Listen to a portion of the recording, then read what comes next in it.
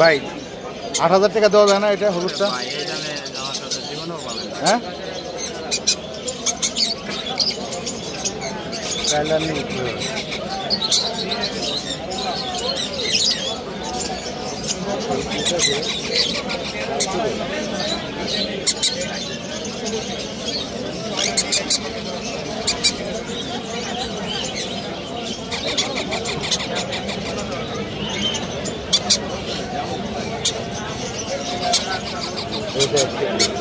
ক্ষুধা লাগলে পাগল করে হেলায় বাসায় চিন্তাই ওরা এনে তো এনে পেট ভরা